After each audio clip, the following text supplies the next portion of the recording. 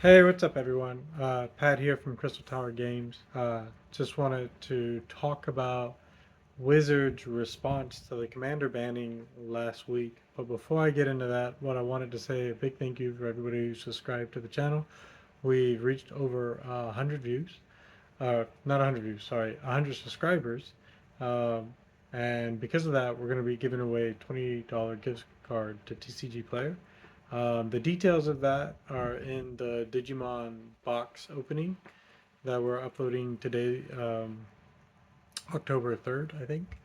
Um, so go check out that video, and that'll have all the details in that. So, yeah. Anyway, so earlier this week, so all right, let's back up. Last week, the rules committee banned 4 cards in the commander format. Pretty sure everybody who's going to click on this and watch this is already going to know about the 4 cards: Mana Crypt, Dark Side, Extortionist, Jeweled Lotus, and Nadu. We all knew Nadu was going to get banned. I already made a video on like my thoughts about the banning. Um, and in the wake of all this, uh, there have been some more changes with Magic, particularly with the rules committee. So, from my understanding, the rules committee is 5 non-employees of Wizards of the Coast, which is a company that makes Magic the Gathering. Uh, they created a format, or maybe they didn't create the format, but they basically oversee the format. They are the ones who came up with the ban. Wizards just basically just stamps their approval on it and just moves on. They print cards for Commander. It's the most popular format. Um, and understandably, the community was extraordinarily upset regarding the bannings, and allegedly there's been death threats and all sorts of harassment and stuff going towards the rule committee. Uh, be that as it may, obviously I don't think I need to tell anybody you shouldn't threaten or harass anybody on the internet. I think if you have to be told that, you probably don't care about being told that, and if you weren't going to do that anyway, you don't need to be told that. So that's kind of my stance on that. Anyway, us rational people realize that we don't need to do that kind of crap. And it's also understandable that non-employees who aren't getting paid for this kind of stuff, getting attacked like that, don't want to do this anymore and don't want to deal with all the backlash. Can't blame them at all. So Wizards is now taking over. Fine. Wizard starts off by trying to essentially say they want to cultivate this idea of how to make Commander better. And the way they want to cultivate this idea is basically assigning a rating of sorts to each card. Uh, Rating 1 through 4, 1 being the lowest, 4 being the highest power level. And so if your deck contains a rating 4 card, your deck is now a power level 4. And so you can sit down at the table and tell everybody, hey, I'm running a tier 4 deck, essentially, which is the highest, because I have this one card. The card they used, uh, which is particularly strange to me, was Ancient Tombs, which is a land, comes in the battlefield, taps for 2 colorless mana at the price of 2 damage. Great card, fantastic mana generator, especially if you get it really early. Um, But honestly, if you put that card in a precon and that's all you change, you don't suddenly go from a precon to competitive level CEDH deck. That's just not how that works. Um, and it's really crazy to me that the people who design Magic, this is their whole job, is to come up with cards, to come up with all these ideas, doesn't seem to understand that. Now, in their defense, they said that they're not, this is like a rough draft idea. This is kind of, they're not solidifying this in any way. They're just trying to talk this through and kind of tell the community kind of where they're going with this and kind of what they want to go with this, and so that the community can give feedback. So in a way, this video is a bit of me trying to give feedback. Um, here I have a couple main problems with their stance. Here's the biggest one.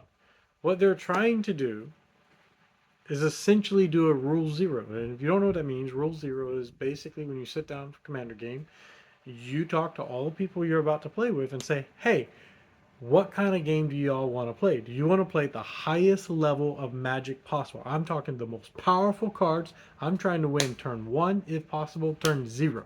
Like, I want to win as quickly as possible, not for the sake of necessarily I can win that quickly, but because I want to see the level of play if everybody's doing that. I want to play at that highest level. The best cards, the best synergy, no extra stuff, no fluff, no like, oh, this is a fun card to play. No, I'm trying to play the meta.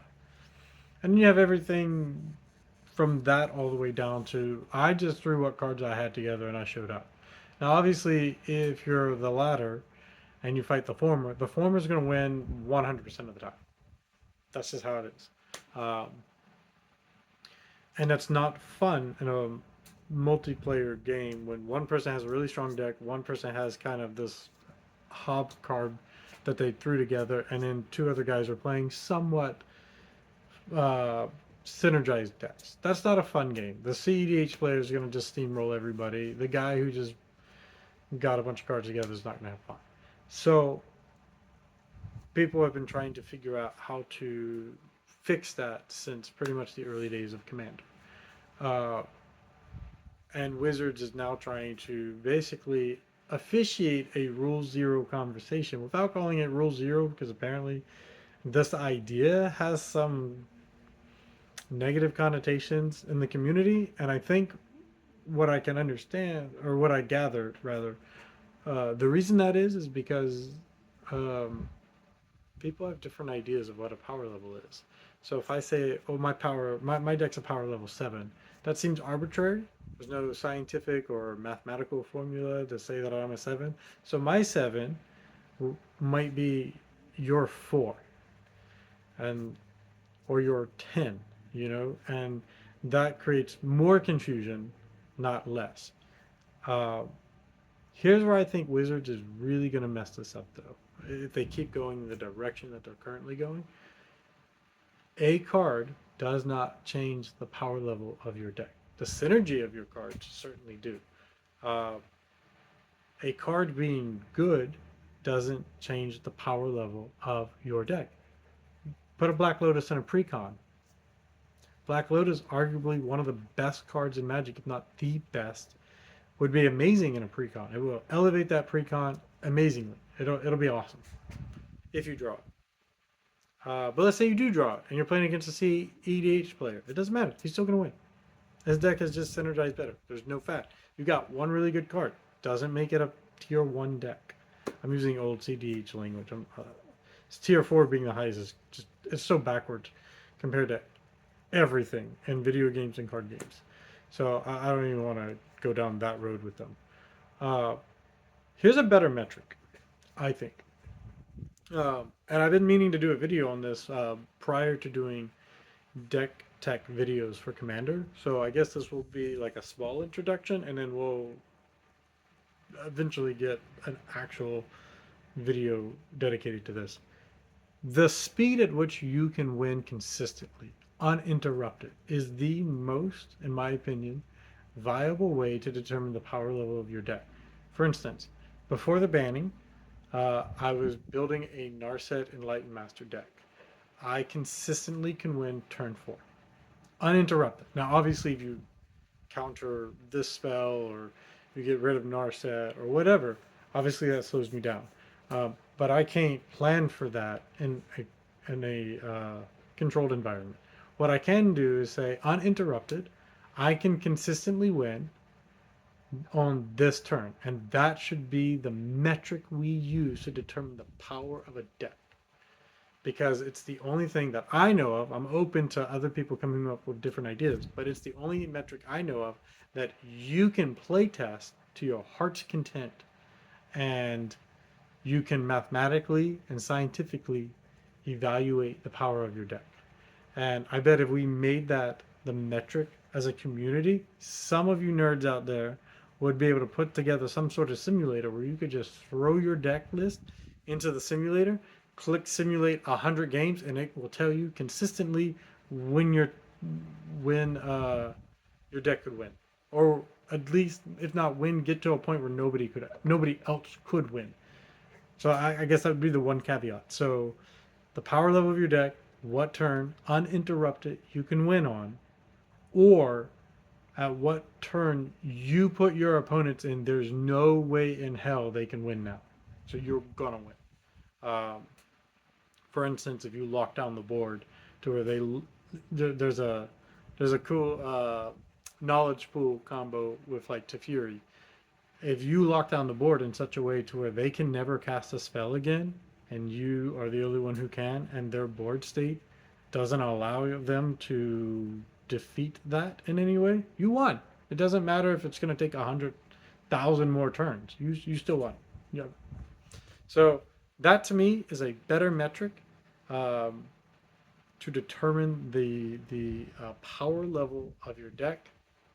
I think Rule Zero, whatever you want to call it, we want to change the name. I think Rule Zero is kind of a silly name, but if we wanted to just start with a conversation with your play group, and if you watch the video that I made on the banning, honestly, you don't need bans if you do that. If you could allow you could allow a Black Lotus into the play group. You wouldn't need a ban if y'all would just sit down, talk about it, say this is the power level we want. So, for instance, let's say you're like, my play group, for instance, we kind of do this. My play group does not want a turn 6 or faster win. They don't want you to win before turn 7. Great. So now when I build a deck, I test it out. This Narset, for instance, like I said, it's a turn 4 win. So I have to actually power her down a little bit, slow her down a little bit, so that she doesn't win like that consistently. Now, consistently, obviously, the cue. Like every now and then, you win turn 3. It happens. Uh, but if I consistently win before turn 6, my play group doesn't want to play that, and that's totally fine. That's that play group. Another play group they may not want games going past turn 3. So build your decks, power them up. Um, you do that. You don't need a ban. You just need a conversation. You just need people who are going to play a game together and spend time together to have a conversation and talk about the game they want to play. And I think that's healthier for the community. I think it's healthier for the cards. And I think it'll make a better play experience. It certainly has made my play group way more fun than going to a random store and just hoping that I don't get steamrolled or I steamroll people. Yeah. And then I get to make decks for either case. I have a competitive deck. Like I don't think I'm actually going to power down that Narset. The bannings powered it down because 3 of the cards I was running everything but Nadu. So obviously that powered down the deck a little bit. But I think it's still too fast for my play group. But you know what? I'm just going to keep it. And whatever it lands on, if it's a turn 5 win, I'll just keep it. And if my play group can, if they don't want that, then I'll keep it for when I find a play group that does, or when people are like, yeah, sure, let's try it one time and just see what happens. But that's me, and I get that not everybody wants to spend hundreds and hundreds of dollars on cards or print out and cut them and do all that crazy stuff you got to do and have a deck this big because they're all proxy. I get that. But again, I think this is a much better, healthier way to move forward. Wizards, if you're watching this, please just consider what I'm saying. Um, Mathematically or systematically being able to determine the power of your deck outside of just putting a random card in it is always just going to be better for everyone. And it's really hard to do. I get it, but if you play test it, you'll find it out. You'll find it out.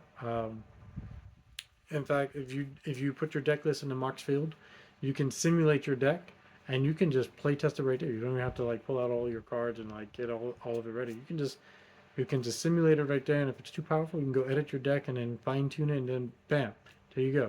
And then you can buy your cards from there, and that's a way to start. But anyway, this video is almost 15 minutes long. Sorry, I know it was a bit of a ramble, but I just wanted to respond to what is going on in the community of my favorite card game format. But anyway, yeah, guys, go check out that Digimon video. And yeah, we'll see y'all later. Bye.